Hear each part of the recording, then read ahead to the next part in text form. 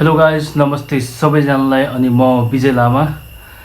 आज चाहिँ हाम्रो गाउँमा सर्लाही रानीगञ्ज 17 नम्बर वार्ड घिमिरे चोकमा चाहिँ आज दुःखद घटना भएको छ र आफ्नै साइडमा भएको म्याजिकलाई चाहिँ बसले आएर ठक्कर दिँदाखेरि चाहिँ एकजना अब हाम्रै गाउँको बहिनीको निधन भयो अरे भनेर सुनेको थियो। अब तर हो कि होइन त्यो फिक्स चाहिँ पूर्ण रूपमा जानकारी चाहिँ छैन होइन। तर नहोस् कि अब दुःखद घटनाहरू नहोस् होइन, त्यही भन्न चाहन्छु। बाँकी अब के छ भिडियोमा हेर्नु होला सबैजनाले।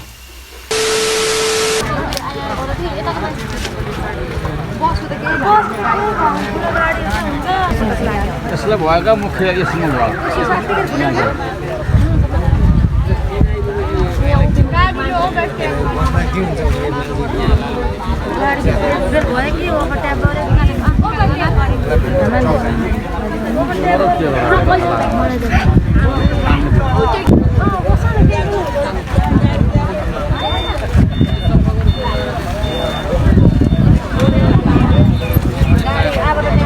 यो गाडी चाहिँ विराटनगरबाट के अरे मलङबाट विराटनगर जाने गाडीको छ।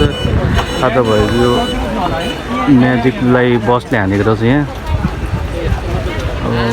प्यासेन्जरहरू चाहिँ अलिक गम्भीरै छ भनेर सुनिरहेको छ होइन। के पछि थाहा हुन्छ, पुरै भरे भोलितिर थाहा हुन्छ।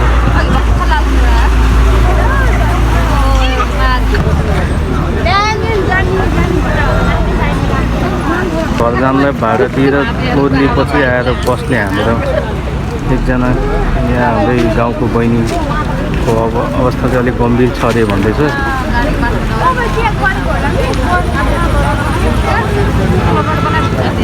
त्यो पूर्व पश्चिम राजमार्ग रानीगञ्ज घिमिरे चोक हो। यहाँ चाहिँ त्यो घटना भएको ठाउँ चाहिँ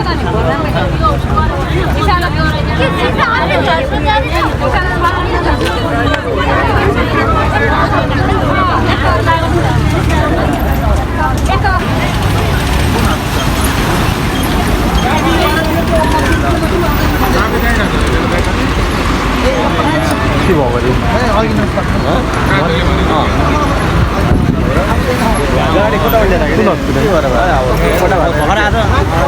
यहाँ चाहिँ त्यो केटी जुन बहिनी चाहिँ एक्सिडेन्ट भयो गाडी लाने, त्यो बहिनी चाहिँ मरिसकेर भर्खर यहाँ थाहा भएको फोन गरेर भनेको। अब सरहरू पनि हुनुहुन्छ सबैजना।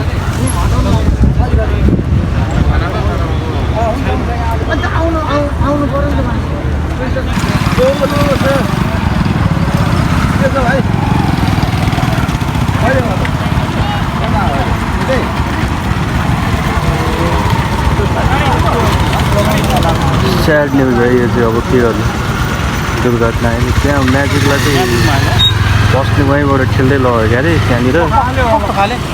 अनि एकजना बहिनीको चाहिँ अब हस्पिटलमा मृत्यु भएछ, डेथ भइसकेको छ होइन। अघि भर्खर फोन गरेर भनेको अर्को के गर्नलाई चाहिँ यहाँ भइरहेछ।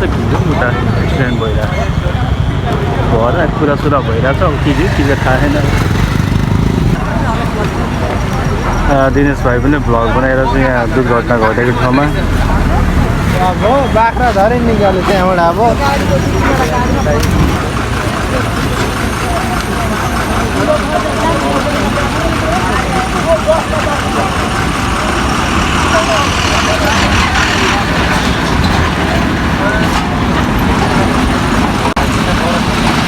यहाँनिर अघि घटनास्थलबाट म्याजिक चाहिँ लगिसक्यो। अब यहाँ बस लान खोजिरहेको छ। बस चाहिँ अघि नै तान्न खोजिरहेको थियो, डोरीले नभएर अहिले अर्को टोचन लिएर आएको छ, त्यो फलामको डोरी।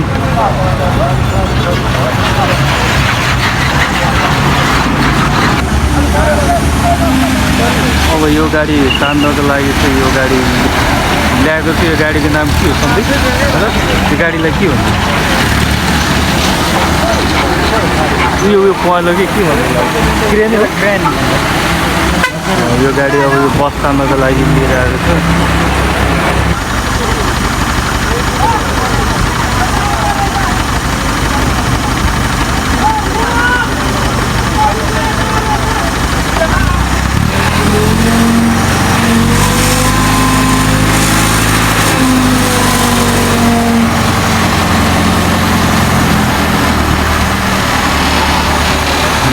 ट्राफिकहरू पुलिसहरू सशस्त्र बल सबैजना आउनुभएको छ यहाँ अब त्यस्तै अब झडप भइहाल्यो भनेको भइहालेदेखि चाहिँ यताउति रोकथेक गर्नको लागि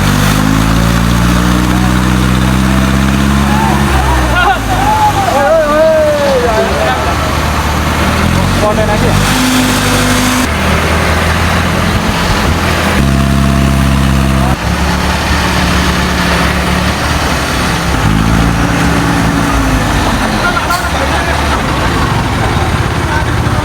यहाँबाट चाहिँ म्याजिक अघि नै निकालेर लगिसक्यो अब बस पनि निकालिसक्यो बस पनि लिएर जान्छ अनि यहाँ अब सबैजना गाउँको मान्छेहरू कम्मै छ हेर्ने होइन यता हाम्रो भिडियो छिटो गइरहेको छ अरूले पनि पत्रकारहरू पनि आएको हो क्यारे सकेसम्म कसैलाई के नहोस् भन्न चाहन्छु अब